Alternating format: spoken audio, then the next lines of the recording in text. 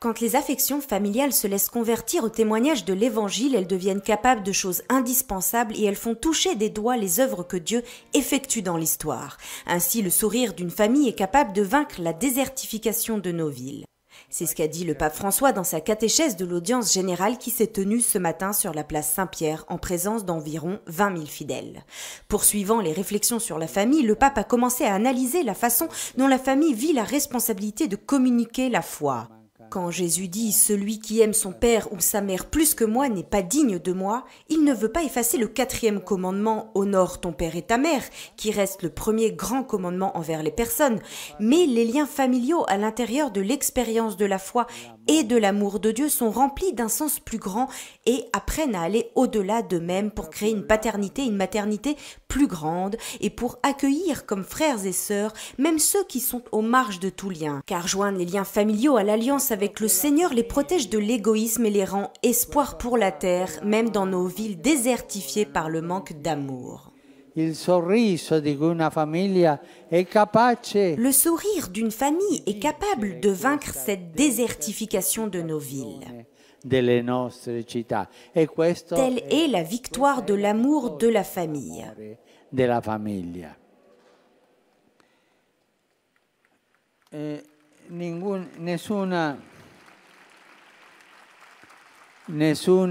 Aucune ingénierie économique et politique ne peut remplacer cet apport des familles.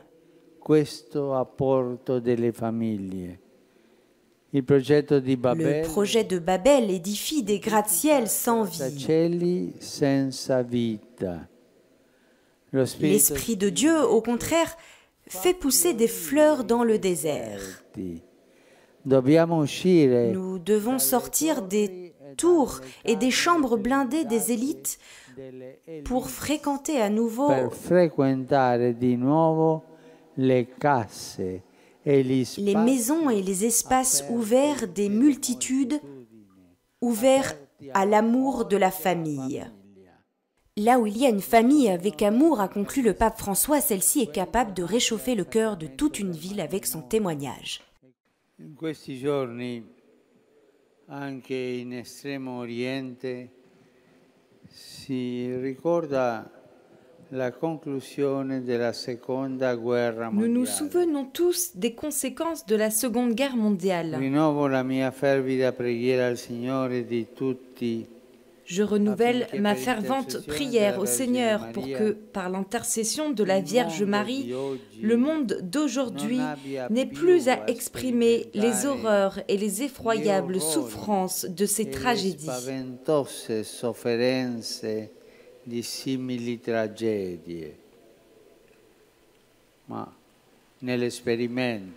Le monde les expérimente.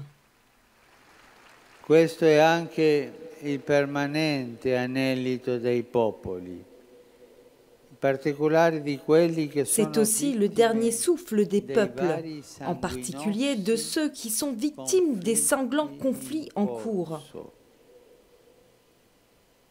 Le minoranze perseguitate, i cristiani perseguitati.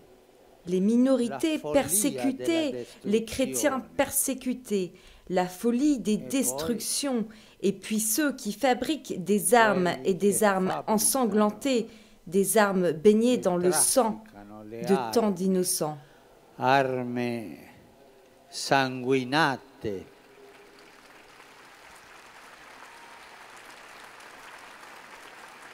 Arme bagnate nel sanguine di tanti innocenti.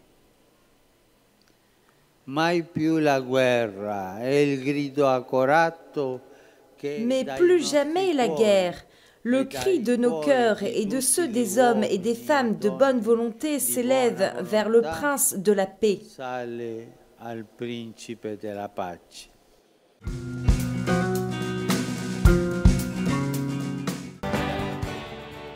Par votre style de vie communautaire, vous témoignez concrètement que l'Église est la maison paternelle où chacun a sa place.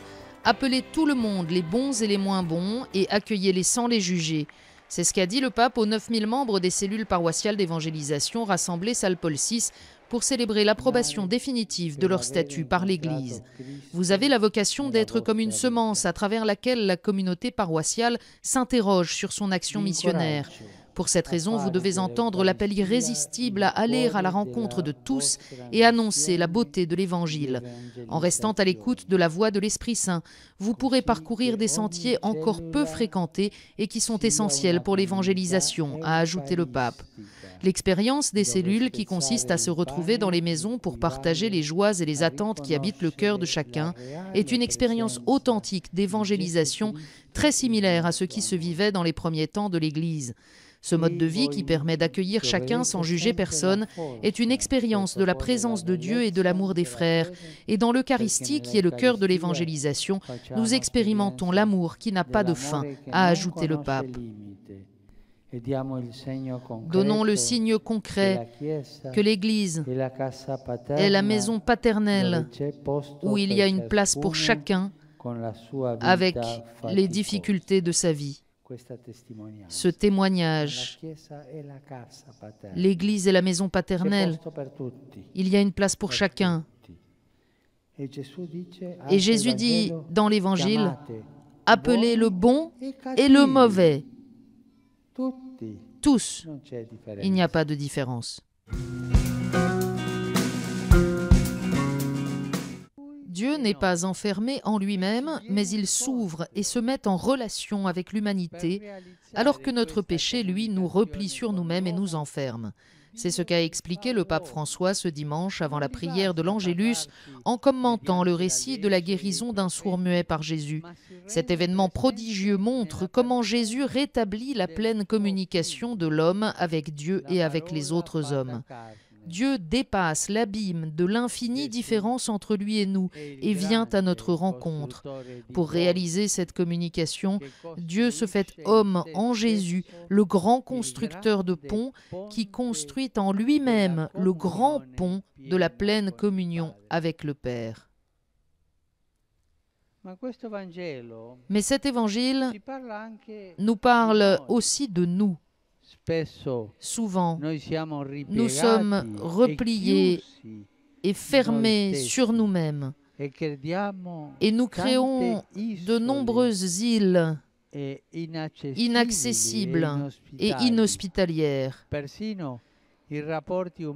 Même les relations humaines les plus élémentaires créent parfois des réalités incapables d'ouverture réciproque. Le couple fermé, la famille fermée, le groupe fermé, la paroisse fermée, la patrie fermée. Et ceci ne vient pas de Dieu.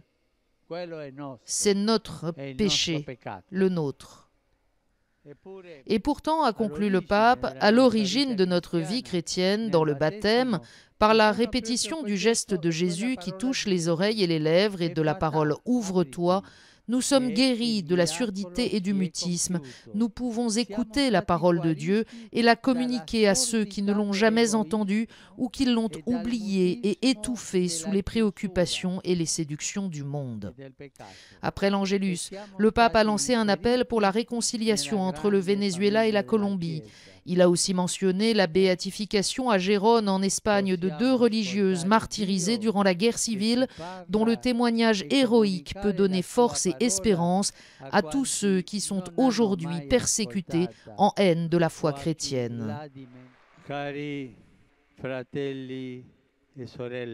Chers frères et sœurs, la miséricorde de Dieu se reconnaît à travers nos œuvres, comme en a témoigné la vie de la bienheureuse Mère Teresa de Calcutta, dont hier nous avons célébré l'anniversaire de la mort.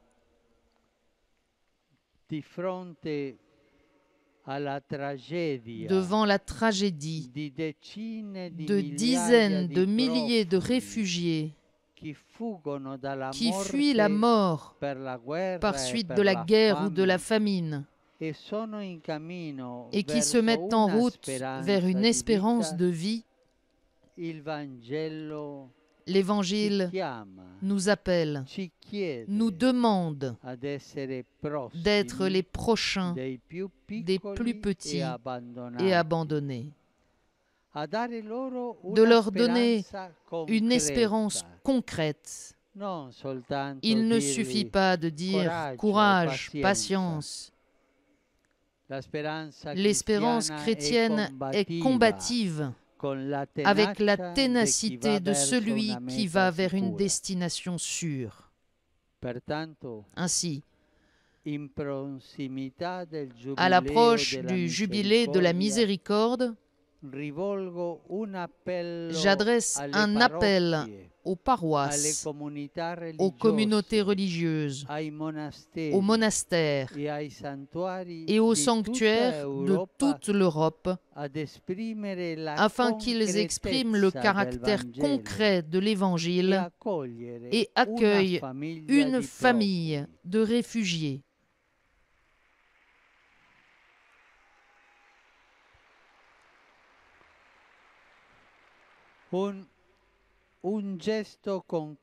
Un geste concret en préparation de l'année sainte de la miséricorde. Que chaque paroisse, chaque communauté religieuse, chaque monastère, chaque sanctuaire d'Europe héberge une famille, à commencer par mon diocèse de Rome.